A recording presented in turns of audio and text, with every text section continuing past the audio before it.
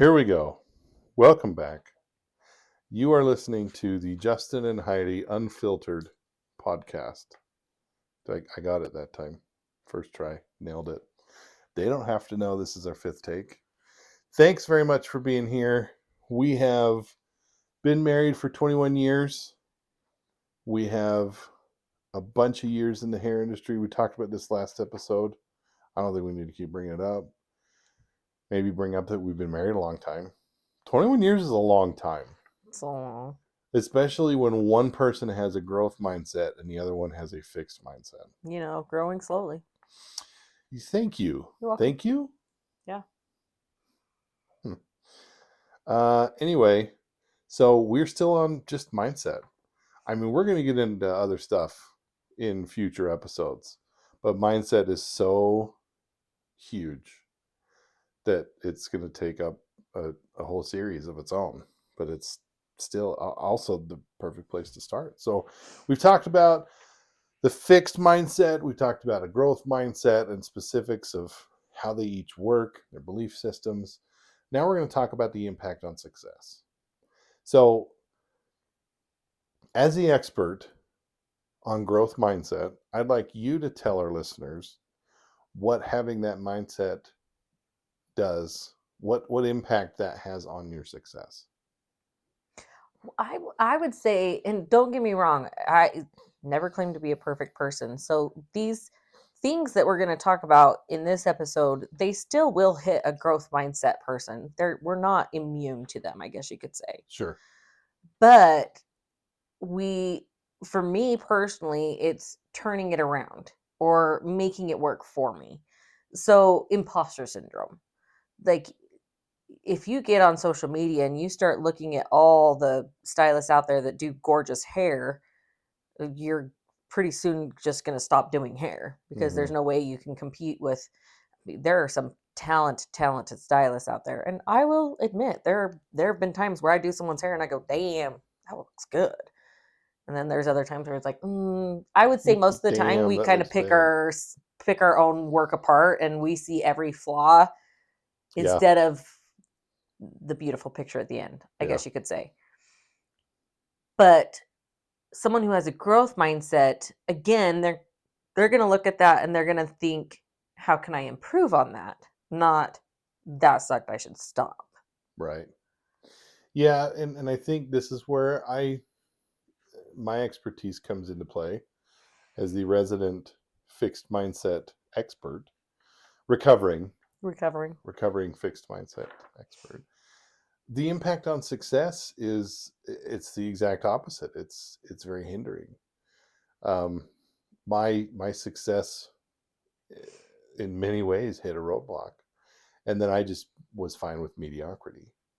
So when I would see your situation and how you would persevere through things, I was envious, but I was also kind of jealous and like, it sucks that it comes so easy to you.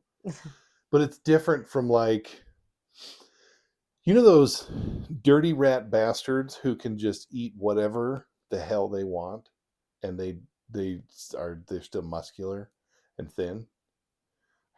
I hate them, Heidi. I hate them so much. It's different. That's metabolism, right? Okay, and it'll catch up with them hopefully one day. No, sorry. This is different. A mindset is different. So when I would look at you in that same way and think, man, how does she do that? It was within my reach. Right. But I didn't understand that.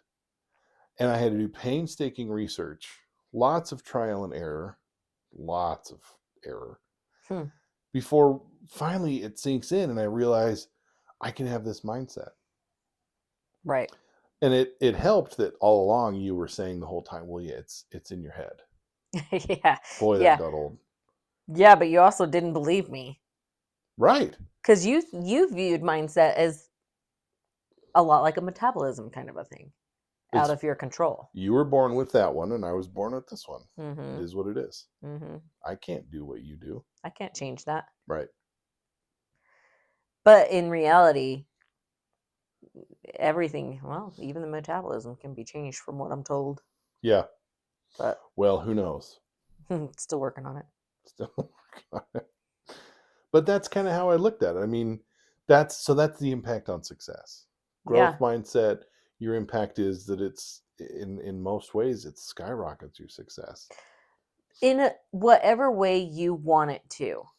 Right. There's still, I don't want to take away from the fact that it still takes effort, And of time. course, And and so, like, dedication. when you say you looked at what I was doing and you were envious because it was so easy, but in my mind that was hard work. That wasn't easy, because with that growth mindset, there are still things that you still have to do. Discipline is one of them. No, I did not want to work 20 minutes every day on that thing that I was learning, Right. but the discipline behind it is what made me do it. Right. But it was Your because focus was I could on, see what I wanted. yes. I had that goal in mind of, and this will get me 20 minutes further. It's that same story of all of the starfish on the beach, Yeah. and the guy throwing them into the ocean, Right. and the Why are other you guy's doing going, that? "Why are you doing that? You won't even make a difference. Right. There's too many." And he throws another one in and says, "Made a difference to that one." Right. It's that same mindset. It's the focus on the journey, okay, in some ways the focus on the journey is the same. You were looking at the future and saying, this is what I can accomplish. I was looking at the future and thinking, how am I going to get there? Like, even if our future, the vision was the exact same, mine was a hindrance because why am I not there yet? Well, because you've got to put in all the work. Right. Well, and to your point, what we've said in previous podcasts is, like, I'm sitting there going, okay, well, that's 20 minutes closer. That's 20 minutes closer, Right. breaking it down in chunks. Whereas you were thinking, how am I going to accomplish this? That's hours and hours of work, and I'll never get that done.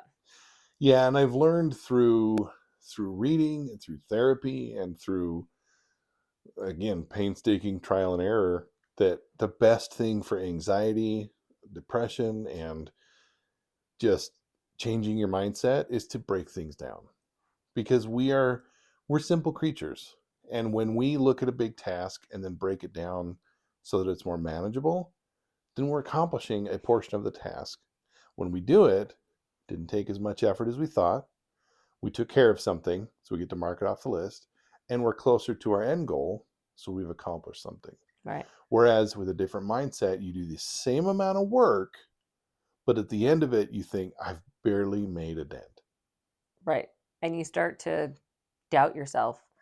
And you do start to look over at your neighbor's grass and go, well, why is their grass greener? Yeah. And I wish I was over there, Yeah. but it's greener where you water it. It You is. you Yeah. gotta you gotta break these things down. So anyone with a growth mindset, I would say, correct me if I'm wrong, whoever's out there, but to really accomplish things in life, you gotta break it down into chunks you can handle. You do. And that's one of the things that's kind of universal. It can be tied to any industry, it can be tied to any aspect of your life, especially ones that give you anxiety. And yeah, that's the key. Just break it down. So you talked about imposter syndrome. This is a pretty common challenge in a lot of industries, but ours in particular. Hmm. That feeling of inadequacy, because hairstylists experience it when they're, even if they're skilled and successful, they can feel the effects of imposter syndrome and feel inadequate. What do you think, in your opinion, how does mindset change that? Well, first of all, you have to remember this is a service industry. We Mm-hmm. are always working on someone else. So I feel like when we start to feel imposter syndrome, it's because of something someone said, Yeah. or how someone treated you, or what you read in your socials, because we are so social. We do need to post and do all the things. Right. You start to get that imposter syndrome, not necessarily because you decided you're an imposter, but because of something Right. that made you feel imposter. Now, the difference, and again, even with a growth mindset, you're still going to get those feelings. Those are still going to come about. But I feel like the person with the growth mindset, again, breaking things down, taking it in bite-sized chunks, you're going to look at that and go, well, then how do I improve? Right. Well, and I love the way that you put that, because when it comes down to the events that bring this up, this feeling of inadequacy, I think it's a great example. A lot of times it's something that somebody says. So let's take, for example, like a review online. I went to see Starla, and why the hell would I pick Starla as it? Anyway, Can't she's, associate it with anyone. yeah, exactly. So I went to see Starla, and she screwed up my hair. She did such a bad job. And I've heard the story a bunch of times. And a lot of times it's like, even during the appointment, you're getting no feedback from them that makes you think that they don't like what you did. But because they have a fear of confrontation, they're one of those people that's just very easily going to go and bash you with Behind your back. anonymity or on a phone, because it's easier, and it gives them the ick to say, I don't like what you're doing. Now, there are lots of different reactions, but I think for the sake of this argument, we could probably pin them into growth versus Fixed. fixed mindset. Because when you see that review, somebody with their walls that go up, and they get really defensive, and they're like, that hoe didn't even I asked her, do you like this your hair, and she said yes. And they're focusing on that, Mm-hmm. and they're focusing on the things that are outside of their control. Right. That's the fixed mindset, Yep. and it becomes excuses. Right. Whereas somebody with a growth mindset, I think their response can almost always be boiled down to, oh, that sucks. You're acknowledging it. It happened. Well, What's and like next? for me, because of course I've had bad reviews. Of course I've gone through this in my own career. Right. You don't do hair for 2 years and not have a bad review. You're learning. Right. But for me, having had that happen, it just makes me learn what could I have done differently, or how could I have done that differently? What do I do in the future? Right. How do I change what I'm doing so that in the future that doesn't happen? Now, I can only control what's in my sphere of control. Mm-hmm. So I can't necessarily go and change their mind per se, but what can I control? Right. Well, I'm going to make sure that when I'm talking to them, I'm talking to them face to face. I am not doing a thorough consultation, Mm-hmm. which y'all know in the beauty industry, they don't teach you that in school. They No, and we're try we're gonna do probably multiple episodes on about the consultation. consultations. They try, but it is something. It's and for a lot of people, a lot of it is you just got to do it to learn it. Right. Like even if they do try and teach it in school, you have a different demographic that goes to schools than you do paying clients that go to not schools. Right. So, I mean, you're still going to have a trial and error learning no matter what. Mm-hmm. You're always going to have that. But are you taking it as well, that stupid hoe, she doesn't know what she's talking about. She should have just told me. Right. Or are you learning, what could I have done differently? Mm-hmm. And that's the mindset shift. It That's the is, change. and it's okay to be hurt. It's For okay to be bugged. sure. It's okay to have those feelings, to have those emotions. We're not saying to just bury them. No, and I'm not saying that I was perfect and didn't think that stupid hoe, but Right. at the end of the day, I can let that hinder me and be like, well, I know I did good and not change anything I'm doing and do it the Right. same way. Or I can think that stupid hoe, she doesn't know what she's talking about, but what could I have done differently Yeah. still? Yeah. And that's the difference. It's not, and you have to remember, again, service oriented, it doesn't matter what I think in the end of the day. Mm-hmm. It matters what the person I'm working on thinks. Right. It's all about the guests, it's all about them. And if your focus is on the guest experience and you get a negative review, it would behoove you, it is in your best interest to accept that feedback in a positive way. In the most positive way you can. Yeah.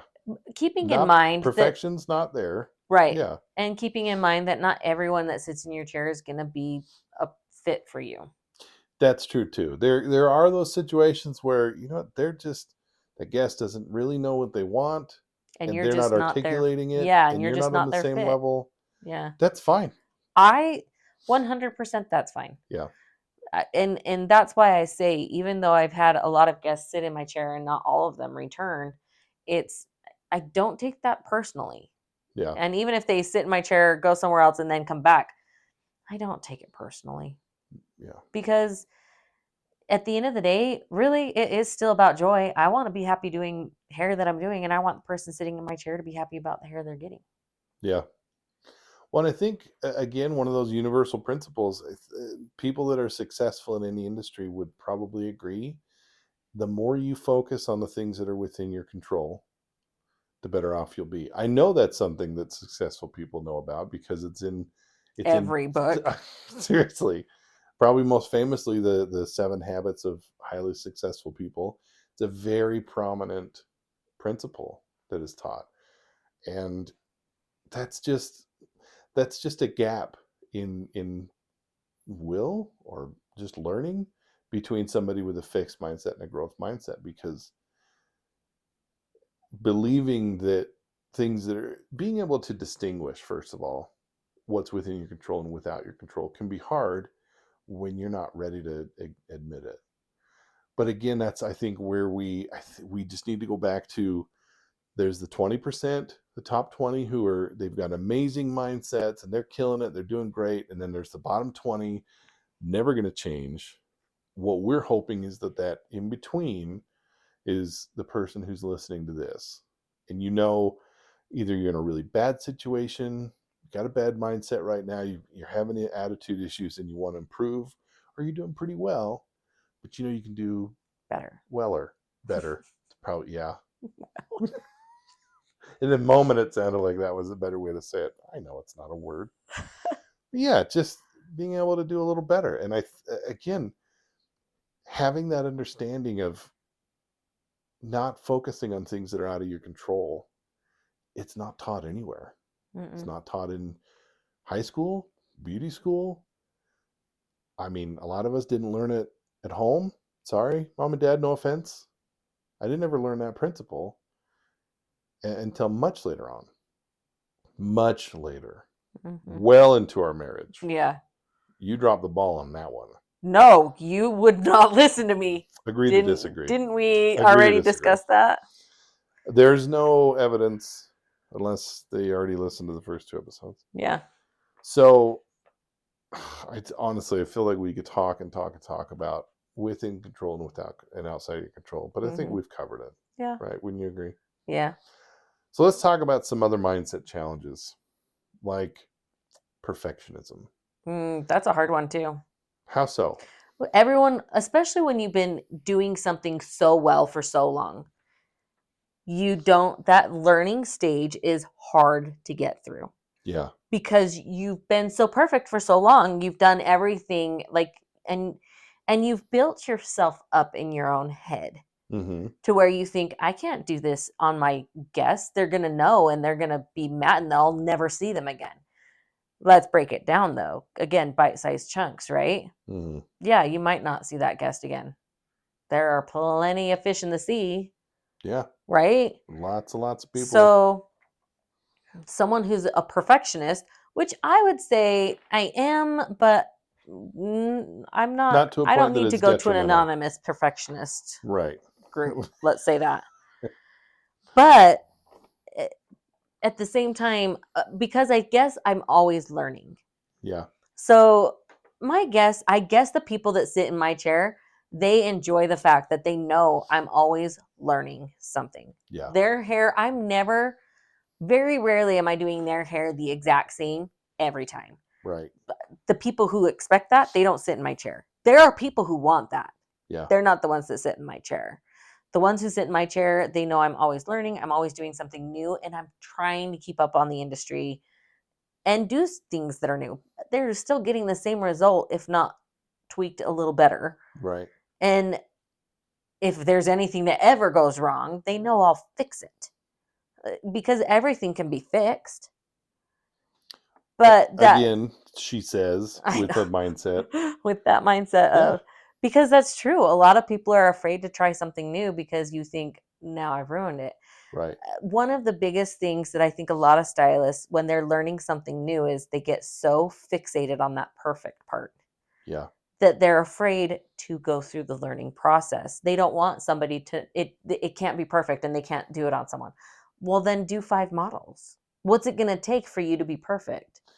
Well, then there's a really naughty word in there though, that there's a gap that's stopping a lot of people there. And this naughty word, it's naughty because people don't want to admit that They're learning. they're doing this, because then they'll have to change. Right. But it's procrastination. Right. What is the role of procrastination in this in this issue with mindset? It's seeing that task of what you need to learn to be able to get to the next stage of your career as a huge meteor, Mhm. and seeing you've got to jump this massive hurdle, or you've got to accomplish this huge task, and not breaking it down, because then it would be easier. So they Right. procrastinate. Right. I'll get to it. Or I can't do this. Right. I can't do They this just, I because I didn't can't. learn it this way. I Right. can't do this because it's not perfect. I don't know how to get it to be perfect. I can't do this on my guests behind. So I'm going to keep doing the method I'm doing. I'm going to keep doing it the way I've been doing it. Mm-hmm. When all you're doing is just staying stagnant, it's going to Yeah. work for a time. It always works for a For a time, time. Right. but there But is an eventually end date. you have to grow. Hmm. You have to. You have to. But I don't see why we feel so much trepidation on learning. Why is it bad to say, like, my guess will be because I taken pictures, and I'm not always taking pictures, but I'll take pictures, especially when I'm trying something new or wanting Mm-hmm. to find out more, learn more. And so I start taking pictures because how else better can you document this day and age Yeah. than to take a picture of before and after and in between, and from this starting point to this end point, what was the results? I mean, this is scientific evidence. That's how that's how we do it. Mm-hmm. And so people are afraid to take pictures because their clients aren't used to them taking pictures. Why are you taking a picture? They don't want to tell them they're learning something new because heaven forbid you don't know everything. But at the same time, we already know you don't know everything. Right. It's impossible to know everything. So just have a conversation. Have a conversation and let them in on it. Why is that so scary? Because we've told ourselves what the But I result. charge this much, but I am this person, but I am an Yeah. expert. No, you're not, because there are new things all the time. Right. So unless you're going to let them in on it, you're just creating that narrative in your own head. That's what I was about to say. Word for word.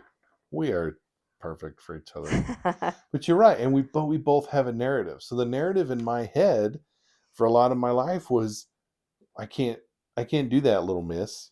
Perfect, because I don't work that way. Hmm. And your narrative is, yeah, you can just change your attitude. Right. Change your mindset. Change your mindset. That's the other thing about growth mindset, is that you understand that everybody can do it. And when you have a fixed mindset, you just think those people are pompous jerks who tell you don't do anything right.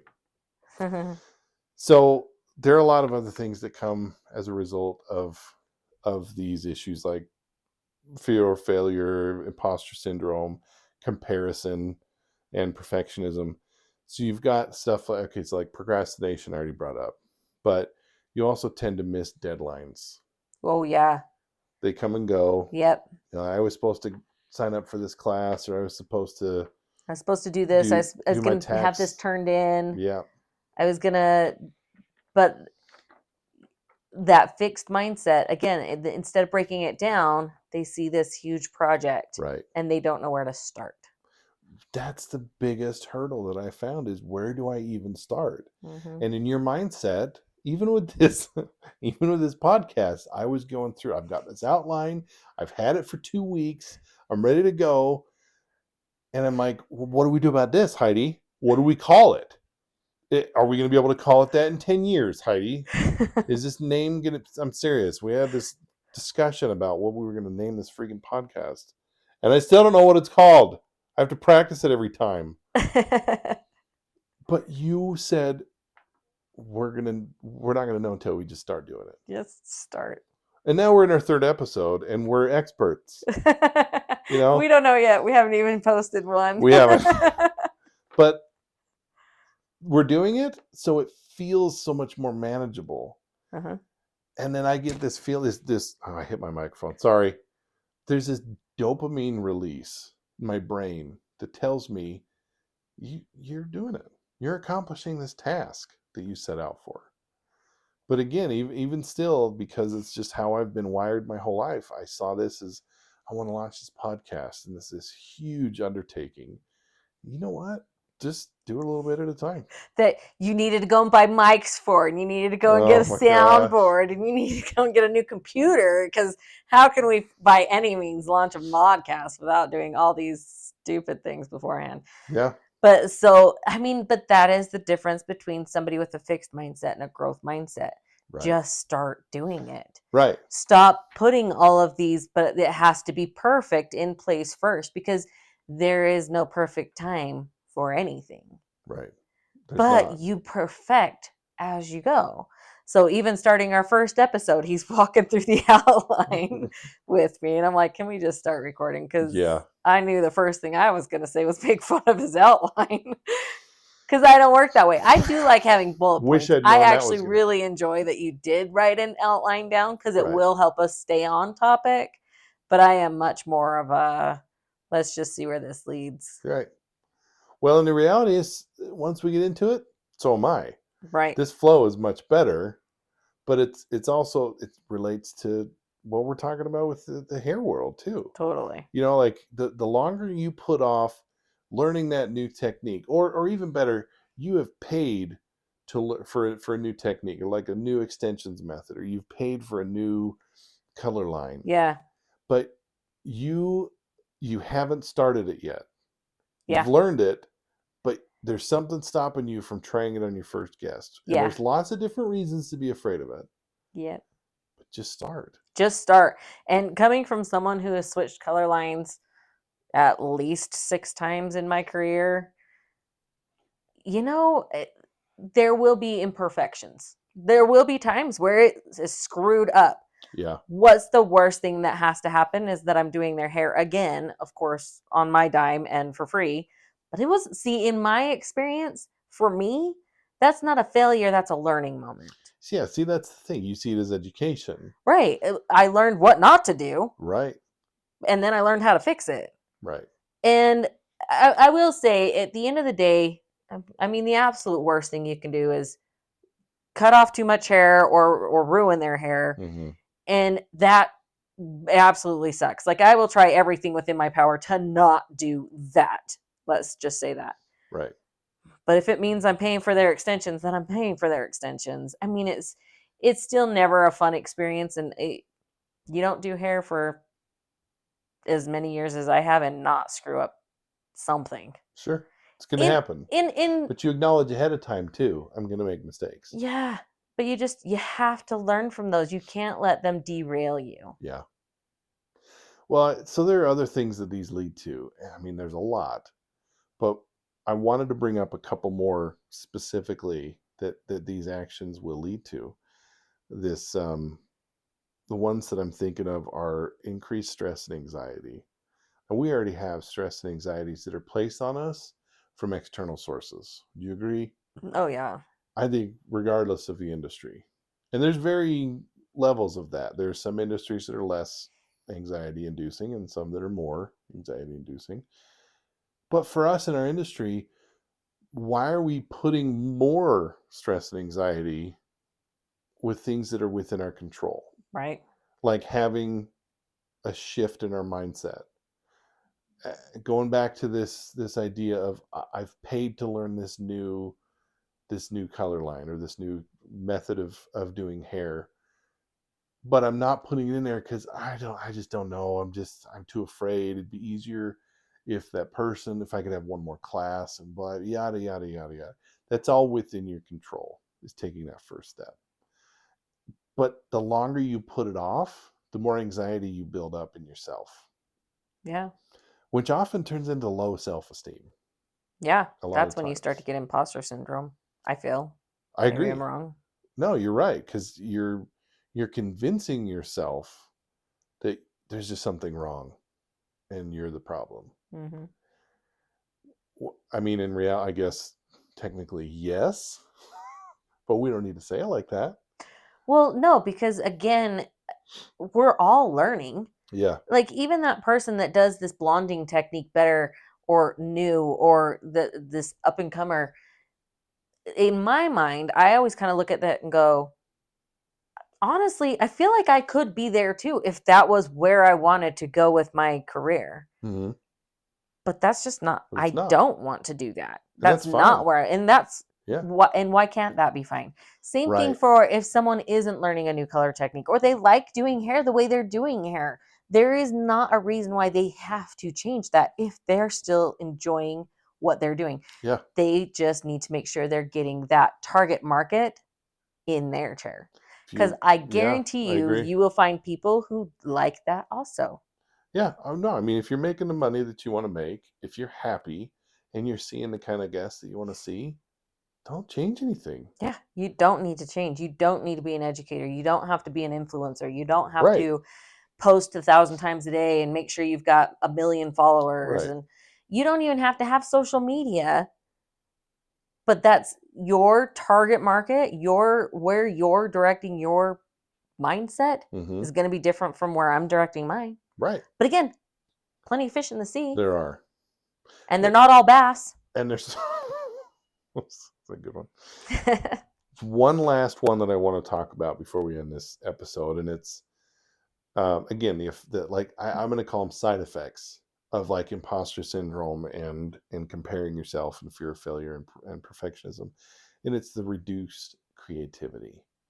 You tend to lose your creativity because so much of your mind, which is where your creativity comes from, is Connected. it's engaged elsewhere.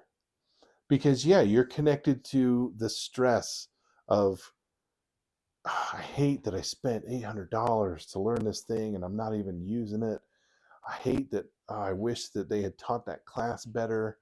Oh, this the I mean, there's so many different things that could be stopping you. It all leads to these really awful side effects, and I think maybe, arguably, the worst one is a reduction in your creativity. You're hindering your ability to do what makes you who you are, your creativity. And we have a lot of creative people in this industry. This industry, like it's a magnet for creative people. Oh, it totally is. In all different facets, like creative in very different ways. Yeah, I will say very this. diverse. Again, this comes down to the mindset though. I have spent money on education that I'll never use it ever because at the end of the day I didn't like it. Right. I can look at that as I can't believe I wasted all that money, Mm-hmm. or I can look at it Or as, well, I learned something. I don't like that. seeing that blows my mind sometimes, even in the moment, because you would go and you'd spend money and you'd learn this thing, and then what you learned was, this isn't for me. Yeah, it didn't compute the way I in my mind it didn't compute the way I wanted it to. Right. I love, but that's why I say you learn something in everything you do. Yeah. And you have to have, but if I were to be like, "Ah, but I paid this much money, I have to do it." That would hinder my creativity. That would hinder me who I am. Mm-hmm. And at the end of the day, I care about me and who I am. Sphere of control. Right. I can't control what other people like. And if you like them doing that method, then do that. Do it. Go Yeah. there. That's not me. Um, Gosh, what, like 6 years ago, everyone was doing the vivid colors. And yes, Mm-hmm. I even got into that. I hate doing them. Those are Yeah. not you want rainbows in your hair? More power to you. I It's hate not your that. thing. It's not my thing. Yeah. And And that's so, fine. totally. Yeah. You want to go and get that smoothing keratin treatment. You want to go and get that. Like it's just not my thing. I don't personally see the need for it. Yeah. I think a lot of people have been hoodwinked by it, but there are people who swear by it. Right. The smoothing treatments. Yeah, And but cool. there are some that are good and some that aren't. Because Totally. that's the other And thing too. again, maybe they're better at it because they care more, Yeah, but it's just I would rather refer them to that person yeah, who likes it and wants to learn more about it and that's within their mindset right. than keep someone for that. Well, and I think I want to do a shout out for a future episode where we will come back and talk about building your brand, because you're in a place where you can do that. You don't have to take every one of the people that would come through There your will be door. future episodes about that for sure Yeah. because I also even straight out of beauty school would do it different. Mm-hmm. Not necessarily different than the way I did do it, but I would do it different depending on the stylist. I Yeah. think there is a growth or an open mindset around how you do things straight out of school. Yeah. I agree. Listen, thanks for tuning in today. Um, so happy that you're with us for this mindset series. We're pretty excited to get through this. There's still more to come in the mindset series. Probably one, maybe two more episodes just on mindset. So stay tuned, and thanks again for listening. Bye.